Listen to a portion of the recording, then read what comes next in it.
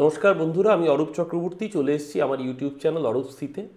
ইতিমধ্যেই দেশের মানুষ জেনে গিয়েছেন আজকে এই মুহূর্তে ভারতবর্ষের রাজনীতির সবচেয়ে জমকালো খবর সেটা দিল্লির বিধানসভা নির্বাচন।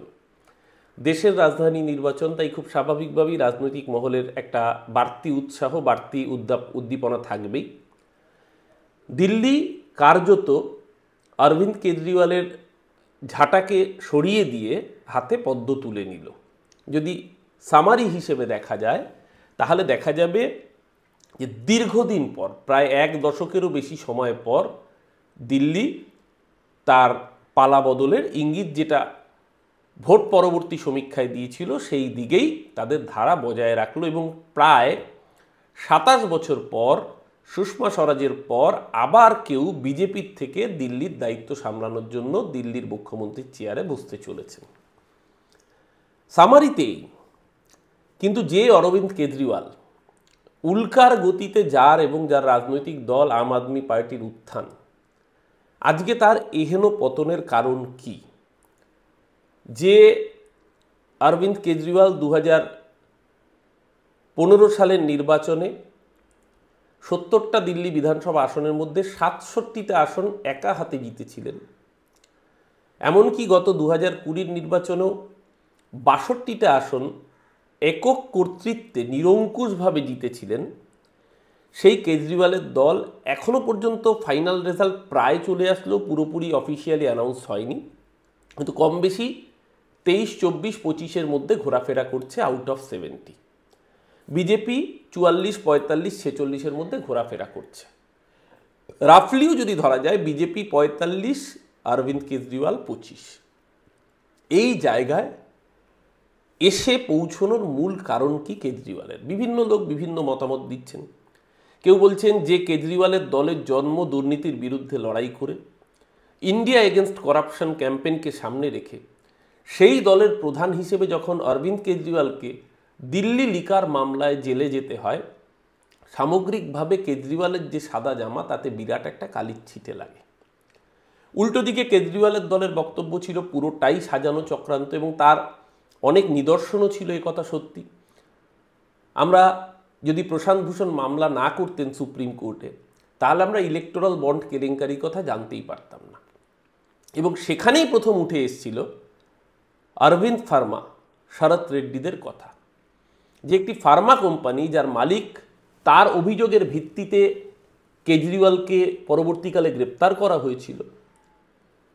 তিনি 13 বার বয়ান বদলাতে রাজি হননি। তিনি বলেছিলেন কেজরিওয়াল নির্দোষ, কিন্তু তাকে জেল থেকে ছাড়েনি কেন্দ্রীয় এজেন্সি।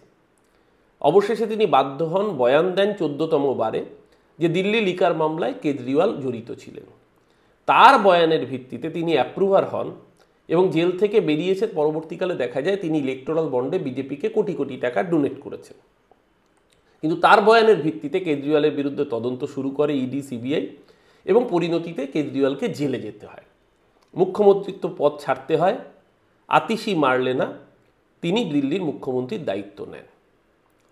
এর আগে মনীষ সিসোদিয়া, যার দিল্লির বুকে যে নতুন ধরনের শিক্ষা ব্যবস্থা সিস্টেম চালু করেছিলেন, সারা বিশ্বে প্রশংসিত হয়েছিল, সেই শিক্ষা ব্যবস্থার অন্যতম জনক যিনি মনীষ সিসোদিয়া, তাকে জেলে যেতে হয় দুর্নীতির দায়ে। কিন্তু ভারতবর্ষের মানুষ বোধহয় দুর্নীতি নিয়েও অতটা ভাবিত নয়। বিশেষ করে বিজেপির আমলে এজেন্সিকে দিয়ে যে হ্যাকেল করা হচ্ছে, এটা অনেক মানুষের কাছেই পরিষ্কার। কিন্তু সম্ভবত কেজরিওয়াল সবচেয়ে ধাক্কাটা খেলেন, তার যে ভাবমূর্তি ছিল, সেই ভাবমূর্তি সবচেয়ে বড় কালিমালিপ্ত হলো যখন দেখা গেল কেজরিওয়ালের মতো সহজ সরল জীবনযাপন করা একটা মানুষ, যিনি গর্ব করে বলতেন তার পকেটে একটা 10 টাকা দামের পেন থাকে, সেই কেজরিওয়াল যখন মুখ্যমন্ত্রীর বাংলো সংস্কারের নির্দেশ দেন, তখন অভিযোগ ওঠে 36 কোটি টাকা খরচ করে তার বিলাসবহুল বাংলোর সংস্কার করা হচ্ছে। এবং আরএসএস, বিজেপি এটাকে নিয়ে 1 বছর ধরে এমন সুচতুরভাবে প্রচার করে, দেখা যায় যে 6 কোটি টাকা দামের পর্দা লাগিয়েছেন কেজরিওয়াল তার বাংলোয়। সেটা দিল্লির যে মধ্যবিত্ত ভোটার ছিল, আপের মূল চালিকা শক্তি, সেই মূল চালিকা শক্তি মধ্যবিত্ত ভোটারের মনে কি কোথাও আঘাত করলো? কেজরিওয়ালের ভাবমূর্তিটা কি তাহলে নষ্ট হলো? যার জন্য আজকে উল্কার গতিতে উত্থান হওয়া কেজরিওয়ালের এহেন পতন। এর সাথে সাথে আরও কতগুলো ফ্যাক্টর নিশ্চয়ই আছে। একটি হচ্ছে পূর্বাঞ্চলীয় ভোট ব্যাংক। দিল্লির যমুনা পারের যে অঞ্চলগুলো, মানে মূলত দিল্লির ভোটার টার্ন আউটের একটা বিরাট অংশ যেখান থেকে কেজরিওয়ালের মূল ভোট ব্যাংকের চালিকা শক্তি ছিল, সেটা হচ্ছে এই মধ্যবিত্ত নিম্ন মধ্যবিত্ত সেকশন, যারা কেজরিওয়ালকে সামনে পেয়ে একটা অন্য ঘরানার একটা অন্য ধারার রাজনীতিকে ভালোবেসেছিল। তারা মনে করেছিল যে সারা দেশে যখন রাজনীতির নামে দুর্বৃত্তায়নের রমরমা, সারা দেশে যখন রাজনীতির নামে দুর্নীতির রমরমা, তখন কেজরিওয়াল কোথাও একটা সিস্টেমটা বদলাতে পারেন। তো এই আশায় ভর রেখে একটা বিরাট অংশের মধ্যবিত্ত নিম্নবিত্ত মানুষ কেজরিওয়ালকে যারা ভোট দিতেন, এই যমুনা পারের যে জায়গাটা, সেই জায়গাটা থেকে প্রায় দিল্লির 1/3 আসন, মানে 20 থেকে 21টা আসন শুধুমাত্র সেই জায়গায় যেখানে কেজরিওয়ালের একচেটিয়া কর্তৃত্ব ছিল। কেজরিওয়াল যেখানকার 20টা আসনের মধ্যে 17টা আসন জিততেন প্রতিবার, এবার দেখা গেল সেখানেও 10টার বেশি আসন বিজেপি জয়যুক্ত হয়েছে। কদিন আগে পার্লামেন্টে বাজেট পেশ হয়েছে, আপনারা জানেন, এবং বাজেট পেশটা এমনভাবে করা হয়েছে, আমরা সবাই যারা রাজনীতির চর্চা করি, আমরা প্রথমে সবাই বলেছিলাম যে এই বাজেটটা হচ্ছে বিহার কেন্দ্রিক বাজেট, কারণ বিহারকে এই ইলেকশনে বিশেষ সুবিধা দিতে হবে, কারণ বিহারে সামনেই বিধানসভা নির্বাচন আছে। ঠিক যেরকমভাবে গত বছর চন্দ্রবাবু নাইডুকে স্পেশাল প্যাকেজ দেওয়া হয়েছিল, কারণ চন্দ্রবাবু নাইডুর কাছে ভর দিয়ে তৃতীয়বারের মতো মোদী সরকার হয়নি, এনডিএ সরকার হয়েছিল। গতবার চন্দ্রবাবু নাইডুকে ঢালাও করে দিয়েছিলেন, এবার নীতিশ কুমার বিহারকে কেন্দ্রীয় সরকার ঢালাও উপহার দিয়েছে। এই যে যমুনা পারের অঞ্চলটার কথা বলছি, যেখান থেকে প্রায় 20টা আসন, যার অধিকাংশ 90% 80% আসন একচেটিয়া ছিল আপের, এই অংশটায় যারা থাকেন তাদের অধিকাংশ মানুষ, প্রায় 30%-এর বেশি মানুষ, তারা পূর্বাঞ্চলীয়, মানে তাদের অরিজিন হচ্ছে বিহার, উত্তরপ্রদেশ বা পূর্ব উত্তরপ্রদেশ অথবা বিহার। এই অঞ্চলের মানুষের ওপর এবারের বাজেট বাড়তি কোনো প্রভাব ফেলেছে কিনা আগামী দিন সেই দিকেও রাজনীতির চর্চা থাকবে। যে বিহারকে যেভাবে প্যাকেজ দেওয়া হয়েছে, তাতে পূর্বাঞ্চলের মানুষ খুশি হয়ে যে একচেটিয়া ভোটটা কেজরিওয়ালের ভোট বাক্সে যেত, সেই ভোটের একটা পার্সেন্টেজ শিফট করে বিজেপির ঘাড়ে এসছে কিনা সেটা নিশ্চিতভাবে আগামী দিন পর্যালোচনা যত এগোবে তত বোঝা যাবে। কিন্তু এর মধ্যে সবচেয়ে ইন্টারেস্টিং যেটা, সেটা হচ্ছে এবার বোধহয় রাজনৈতিক দলগুলোকেও নতুন করে চিন্তা করবার সময় এসছে যে বিজেপিকে হারাতে গেলে কোন পলিসি অবলম্বন করতে হবে। কারণ বিজেপি তার জয়রথ যেভাবে ছোটাচ্ছে ঘোড়া, বিজেপির যে কর্পোরেট স্টাইল অফ অ্যাপ্রোচ, বিজেপির যে ইলেকশন মেশিনারি, দেখুন এটা অভিযোগ উঠেছে যে বিজেপি এবার প্রচুর ভোটার তালিকায় নাম তুলেছে। যদি অভিযোগ সত্যিও হয়ে থাকে, তাহলে আপনারা কেন সেই নাম তোলা আটকাতে পারেননি, কেন অভিযোগ জানাননি? আপ অভিযোগ করছে এখন যে বিজেপির সাংসদের বাড়ির থেকে এক একজনের বাড়ি থেকে 30টা 40টা 50টা করে নতুন ভোটারের নাম ইনক্লুড করা হয়েছে, যারা দিল্লির আদি ভোটারই নন আসলে। যদি তারা ভোটার নাই হয়ে থাকেন, আপনারা তো শাসন ক্ষমতায় ছিলেন, আপনাদের তো পার্টি মেশিনারি ছিল, আপনারা তো মহল্লা ক্লিনিক চালু করেছিলেন, আপনারা তো পাড়ায় পাড়ায় মডেল স্কুল চালু করেছিলেন, আপনাদের তো পাড়ায় পাড়ায় কর্মী ছিল। তাহলে যখন ভোটার লিস্টে স্ক্রুটিনাইজেশন প্রসেস হচ্ছে, এটা তো একা দিল্লিতে হয়নি, সারা ভারতবর্ষে হয়েছে। আগামী দিন অন্যান্য রাজ্যগুলো তো বিজেপি এই পলিসি অবলম্বন করার চেষ্টা করবে যে জেনুইন ভোটারদের নাম বাদ দেওয়া, আর বাইরে থেকে ভোটারদের এখানে এনে বা সেই রাজ্যে এনে তাদের নাম ইনক্লুড করা। মানে আজকে বিহারের লোকদের বা ইউপির লোকদের বা বিজেপির যে দুর্গ জায়গাগুলো রয়েছে, শক্তিশালী জায়গা, সেখানকার ভোটারদের দিল্লিতে এনে তাদের নাম ইনক্লুড করা হয়েছে। এটা একটা ডেমোক্রেটিক প্রসেস, কেউ যদি দিল্লিতে থাকে তাহলে সে তার নাম তুলতে পারে। প্রশ্ন হচ্ছে যে প্রপার ডকুমেন্ট ছাড়াও যদি নাম উঠে থাকে, তাহলে আপনার দলের ক্যাডাররা সেখানে প্রোটেস্ট করেননি কেন? ইলেকশন কমিশন যখন ভোটার লিস্টটা পাবলিশ করছে, তখন সেখানে ইলেকশন মেশিনারি তার মানে আপনাদের কাজ করেনি সঠিকভাবে। তার কারণ দল আভ্যন্তরীণ ধরনের দ্বন্দ্ব ছিল। কেজরিওয়ালের দল তারা দ্বিধাবিভক্ত ছিল যে কোন পথে রাজনৈতিক লড়াইটা লড়বে। কেজরিওয়াল জেল থেকে ছাড়া পাওয়ার পরে নিশ্চিতভাবে কর্মীদের মধ্যে একটা স্বতঃস্ফূর্ততা বেড়েছিল, কিন্তু তার মধ্যেও দ্বিধাদ্বন্দ্ব ছিল, কারণ কেজরিওয়ালের বিরুদ্ধে যে অভিযোগ উঠেছিল, বিশেষ করে শীষমহল কেন্দ্রিক, তার বাংলো কেন্দ্রিক, সেই অভিযোগ কিন্তু কেজরিওয়ালের দলকে একটা বিরাট ব্যাকফুটে রেখেছিল। এর মধ্যে এত কিছুর পরেও কেজরিওয়ালের দল আম আদমি পার্টি কিন্তু প্রায় 43.04% ভোট সিকিউর করে রেখেছে এই নির্বাচনও। যদিও সিট তারা বিজেপির তুলনায় প্রায় অর্ধেক সিট পাচ্ছে, কিন্তু ভোট শতাংশে বিজেপির থেকে তারা মাত্র 4% ভোট পিছিয়ে। বিজেপি 47.1% ভোট পাচ্ছে, কেজরিওয়ালের পার্টি 43.04% ভোট পাচ্ছে। এখানেই খেলাটা, কংগ্রেস এখানে প্রায় 7%-এর কাছাকাছি ভোট, 6.5, 6.44 ভোট পার্সেন্টেজ কংগ্রেস কিন্তু পেয়ে যাচ্ছে। প্রশ্নটা এখানেই উঠছে যে আজকে বিজেপি এত বড় পার্টি, সারা পৃথিবীর বৃহত্তম দল বলে দাবি করে বিজেপি, কেন্দ্রের ক্ষমতায় বিজেপি রয়েছে, তারপরে বিজেপির হয়তো প্রয়োজনও ছিল না। বিজেপি কিন্তু তারপরেও এই দিল্লির ইলেকশনও চাইলে 70টা সিটেই লড়তে পারত। বিজেপি কিন্তু তার নিজের ভাগ থেকে তার জোটসঙ্গী হিসেবে জেডিইউকে একটি সিট ছেড়ে দিয়েছে, বদৌরি সিট ছেড়ে দিয়েছে, এবং বিজেপি এলজেপি মানে চিরাগ পাসওয়ানের দলকেও একটি সিট তারা ছেড়ে দিয়েছে। অর্থাৎ বিজেপি কোথাও একটা কোয়ালিশন সরকারের দিকে চিন্তাভাবনা রেখে যে অন্তত ভোট পার্সেন্টেজ যাতে একটুও ফ্র্যাকশন না আসে, সেই দিকটা বিজেপি এনশিওর করেছে। কারণ বিজেপি এবার দিল্লি জেতার জন্য কার্যত মরিয়া হয়েছিল। পরপর যেভাবে কেজরিওয়ালের হাতে গুহারা হারতে হয়েছে, তাতে বিজেপির কাছে দিল্লি দখল করাটা একটা প্রেস্টিজ ফাইট ছিল। সেখানে বিজেপি কোনো রকম কসুর তারা খামতি রাখেনি চেষ্টায়। প্রশ্নটা এখানেই যে আজকে লোকসভার এই বিধানসভার ফলে দেখা যাচ্ছে দিল্লির বুকে অন্তত 16টা আসন শুধুমাত্র কংগ্রেস এবং আপের মধ্যে ভোট কাটাকাটির ফলে সেই আসনগুলোতে ভোট ভাগাভাগি হয়েছে, সরাসরি বিজেপি সেখানে জয়লাভ করেছে। হেভিওয়েট লিডাররা অরবিন্দ কেজরিওয়াল সহ তারা পরাজিত হয়েছেন। কেজরিওয়াল নিজে নিউ দিল্লি থেকে হেরে গিয়েছেন। লাস্ট যা রেজাল্ট দেখছিলাম, নিউ দিল্লিতে তখনও 3 রাউন্ড গণনা বাকি ছিল। কেজরিওয়াল তখনই 1100 ভোটের কাছাকাছি ভোটে পিছিয়েছিলেন। আর সন্দীপ দীক্ষিত কংগ্রেসের প্রার্থী, 1100 ভোটে কেজরিওয়াল যখন পিছিয়ে রয়েছেন তখনই সন্দীপ দীক্ষিত প্রায় 3500 ভোটে তিনি সিকিউর করে ফেলেছেন। অর্থাৎ কংগ্রেস আর আপের ভোটটা যদি একটা জায়গায় থাকতো তাহলে অরবিন্দ কেজরিওয়াল সেই আসনটা অনেক বেশি ভোটে জিততে পারতেন। একইভাবে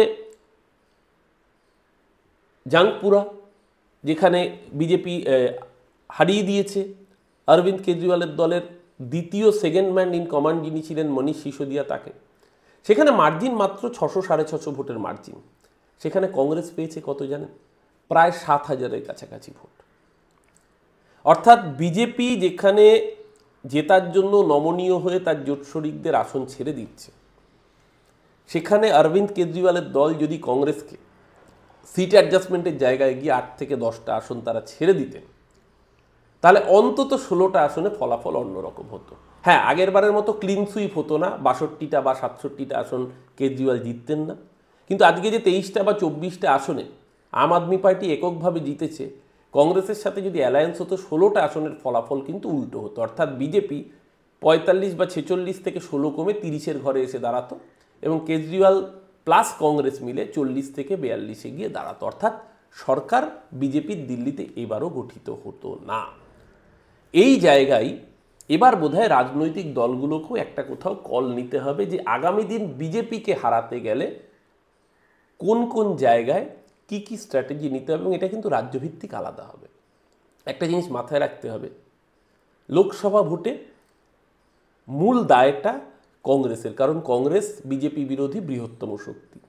তাই লোকসভা ভোটে যেরকম কংগ্রেসকে স্যাক্রিফাইস করতে হবে, বিধানসভা ভোটে যেখানে বিজেপি ঘাড়ে নিঃশ্বাস ফেলছে, আজকে এটা পশ্চিমবঙ্গের মতো রাজ্যে যেখানে কংগ্রেস কার্যত নন এক্সিস্টেন্ট হয়ে গিয়েছিল, বা তামিলনাড়ুর মতো রাজ্যে, সেটার ক্ষেত্র আলাদা। কিন্তু যেখানে কংগ্রেসের আজও একটা সাবস্টেন্সিয়াল অ্যামাউন্ট অফ ভোট রয়েছে, সেইখানে বিধানসভাগুলোর ক্ষেত্রে কিন্তু আজকে নতুন করে এটা ভাববার সময় এসছে যে কংগ্রেসের ওই 5%, 6%, এ রাজ্যের বুকেও কংগ্রেসের প্রায় 5%-এর কাছাকাছি ভোট আছে, এটা অনস্বীকার্য।